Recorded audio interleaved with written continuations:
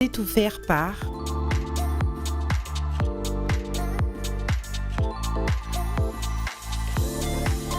Biocar. Biocar, votre confort, notre priorité.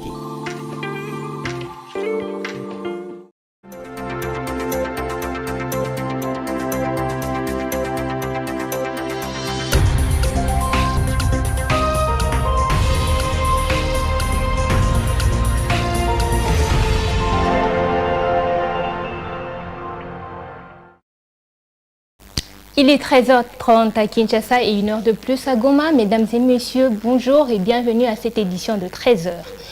À la une de l'actualité, arrivé à Kinshasa pour une visite officielle de 48 heures, le procureur de la CPI a été reçu le mardi 25 février par le président de la République Félix Tshisekedi. À cette occasion, le procureur général de la CPI Karim Khan a lancé un appel à témoins sur les atrocités perpétrées dans les zones sous occupation de l'armée rwandaise et les terroristes du M23. La CPI enquête sur les crimes à Goma et Bukavu. Suivez.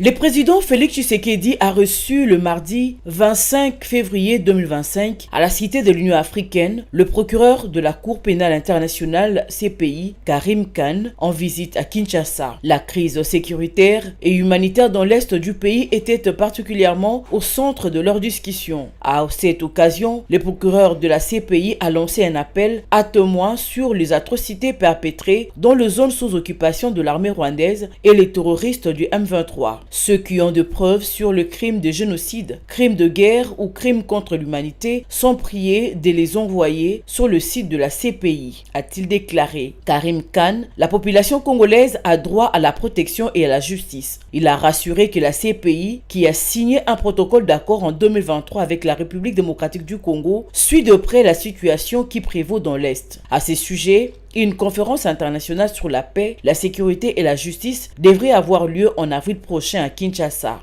Nous avons convenu avec le bureau du procureur depuis le mois de juin 2023 de mettre en place une conférence internationale qui sera chargée d'examiner les causes de la crise sécuritaire du pays, les causes des drames humanitaires, mais également l'instabilité que nous vivons depuis des années dans la partie orientale de notre pays. Voilà pourquoi cette conférence connaîtra la participation de plusieurs hauts cadres du monde pour pouvoir cogiter sur des solutions. L'une des solutions, c'est la mise en place d'une cour pénale spéciale qui va prendre en charge les auteurs des crimes, les crimes qui n'ont pas été jugés par la Cour pénale internationale ou encore moins par les juges nationaux.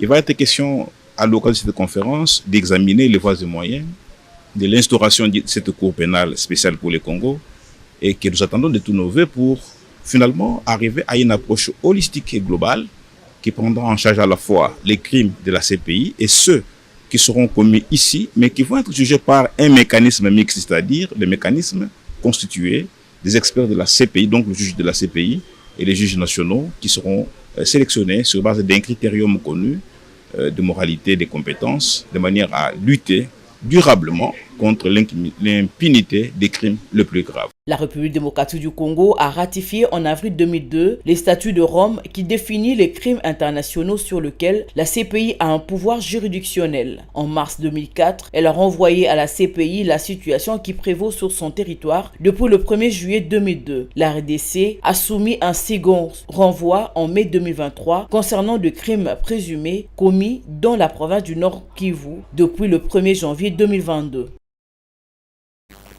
Et ouverture le mardi 25 février 2025 à Kinshasa, capitale de la RDC, d'un atelier international sur la situation des droits de l'homme à l'est du pays. Cet atelier est organisé par la Commission nationale de droits de l'homme de la RDC. Cette institution d'appui à la démocratie a réuni les institutions sœurs pour discuter sur les violations de droits humains dans la partie orientale du pays. Dans le même temps, la CNDH compte bénéficier de l'expérience de ses invités pour améliorer son travail en RDC. Les détails dans cet élément. La réflexion va durer 2 jours. Pour le premier jour, on a noté aux côtés de Congolais la présence des représentants des institutions nationales de défense des droits de l'homme des pays de la communauté de développement d'Afrique australe, SADC, dont la Zambie et le Zimbabwe, et celle de la communauté d'Afrique de l'Est, EAC, notamment le Kenya et le Burundi. Ces délégués vont réfléchir sur comment mettre fin aux violations de droits de l'homme dans l'Est de la RDC. Le vice-premier ministre de l'Intérieur, a représenté le gouvernement congolais à cette cérémonie. Jacquemain Chabani a insisté sur le retour de la paix dans la partie orientale de la République démocratique du Congo. Il a saisi cette occasion pour saluer les efforts des uns et des autres. Le rétablissement de la paix tel qu'il est entendu aujourd'hui inclut souvent l'établissement de moyens de s'entendre sur des décisions éthiques au sein d'une communauté ou entre des partis qui s'étaient auparavant engagés dans des réponses inappropriées, c'est-à-dire au conflit.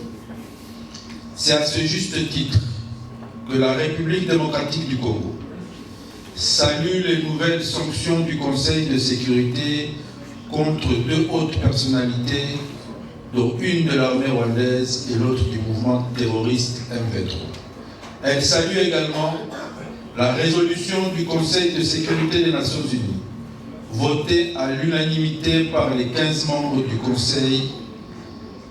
Ceci n'est que le début de la réussite de la diplomatie du président de la République qui se poursuit sans relâche. À son tour, le numéro 1 de la Commission nationale des droits de l'homme, Paul Ntsapou, a dit ce qu'il attend de ces assises. En dépit des combats qui font rage en ces moments, le président de la CNDH croit au retour de la paix dans cette partie du pays. Ce que nous attendons de cette rencontre, c'est une stratégie qui fera tache d'huile en Afrique, puisque les populations africaines nous ont interpellés.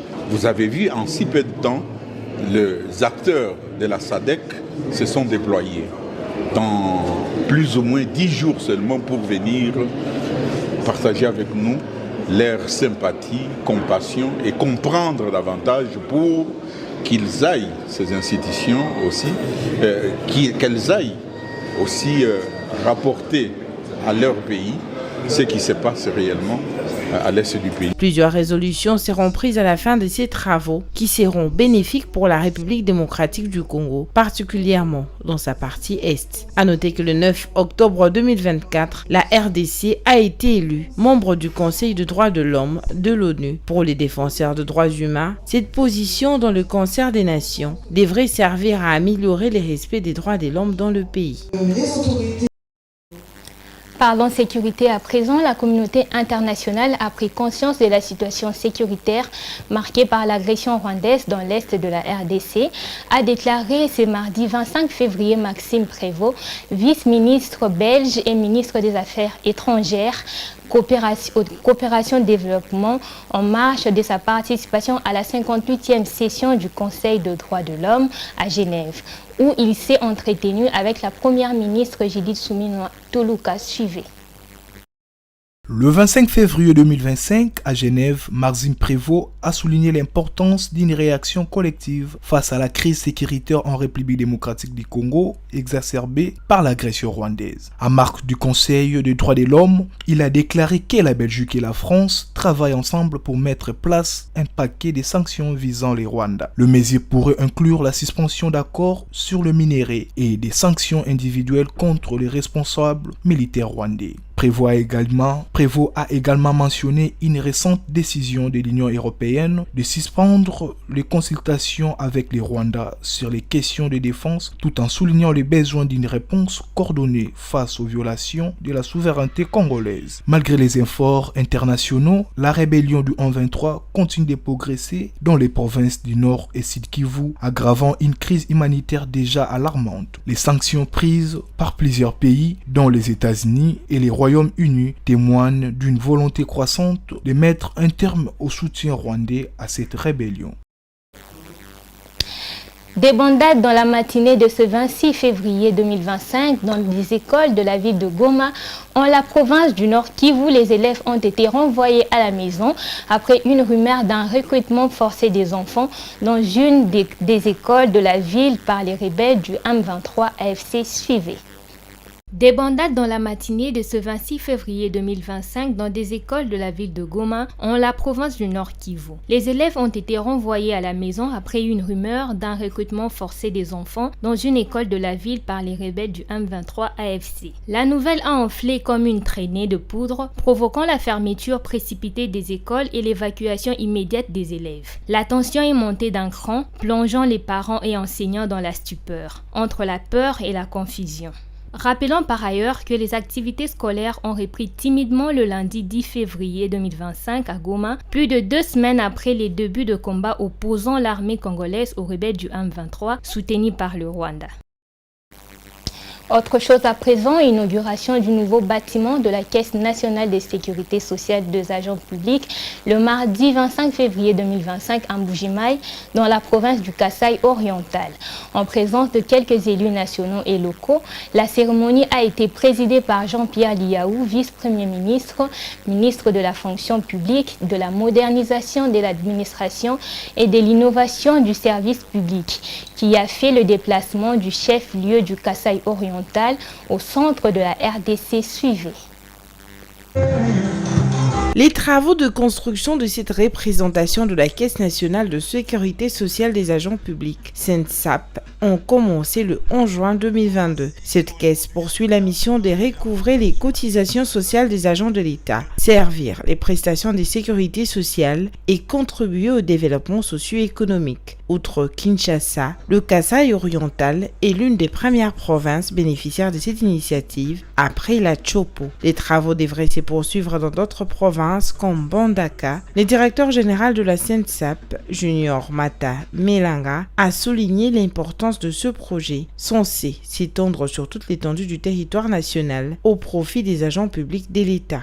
Nous voici aujourd'hui à l'étape de l'implantation effective de la Caisse nationale de sécurité sociale des agents publics de l'État dans la ville de Mbuji-Mayi, chef-lieu de la province du Kasaï oriental.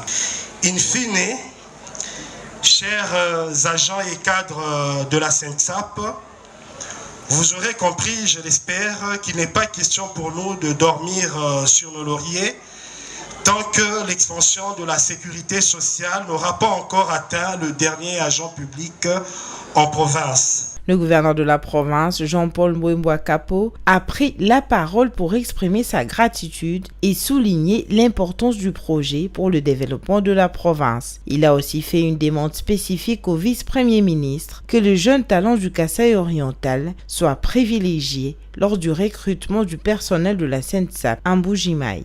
Excellence, Monsieur le vice-premier ministre, ministre de la fonction publique, je voudrais ici solliciter votre implication personnelle afin que le recrutement du personnel devant travailler au sein de la CNSAP, agence de Mbuji-Mayi, tienne compte des jeunes talents du Kasaï oriental.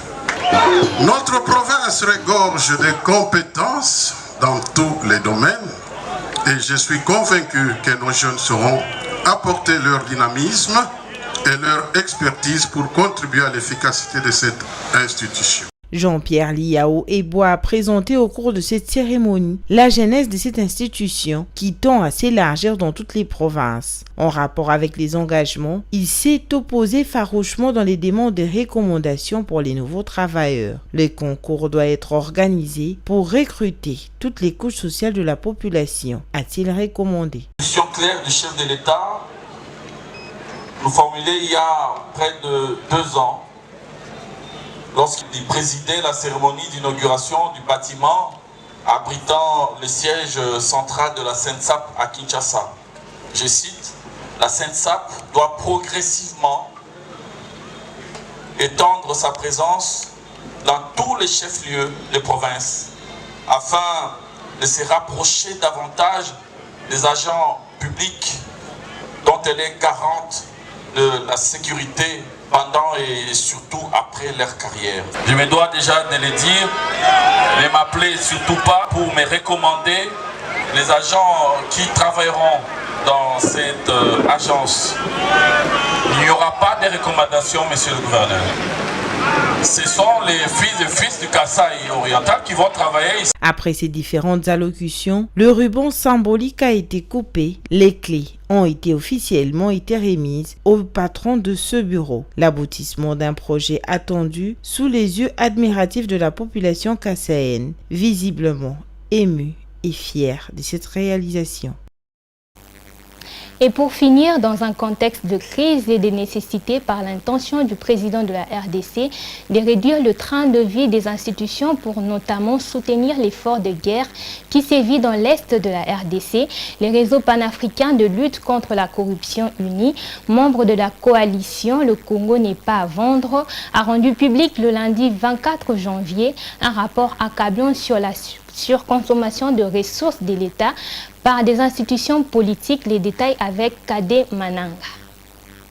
Le 24 janvier, les réseaux panafricains de lutte contre la corruption a publié un rapport alarmant mettant en lumière la surconsommation des ressources de l'État par des institutions politiques en République démocratique du Congo. Les rapports soulignent que, lors des exercices budgétaires récents, l'Assemblée nationale a absorbé des crédits budgétaires équivalents à plus de 2 tiers de fonds destinés au développement de 145 territoires, représentant ainsi une part significative des ressources publiques. La loi des finances initiale pour 2024 a prévu un budget colossal de 540 milliards de francs congolais pour le fonctionnement de l'Assemblée nationale, tandis que les programmes de développement local ne bénéficient que d'une fraction de cette somme. Les rapports mettent également en exergue l'opacité entourant des fonds spéciaux d'intervention qui financent les dépenses courantes et les voyages de députés. Cette citation soulève des questions cruciales sur l'allocation et la gestion des sources publiques dans les pays où le besoin en développement sont criants. Alors que le président cherche à réduire le train de vie des institutions pour soutenir l'effort de guerre à l'Est, les constants appellent à une réflexion urgente sur la transparence et l'efficacité des dépenses publiques. Les citoyens congolais attendent désormais des actions concrètes pour garantir que les fonds alloués soient utilisés à bon escient et contribuent véritablement au développement du pays. C'est la fin de cette édition. Merci de l'avoir suivi. Les infos restent en continu sur Mandiko TV. Une pensée en écrit. Au revoir.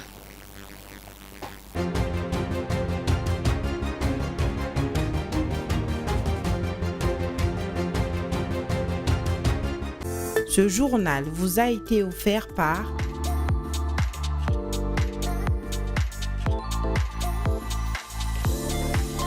Biocar. Biocar, votre confort, notre priorité.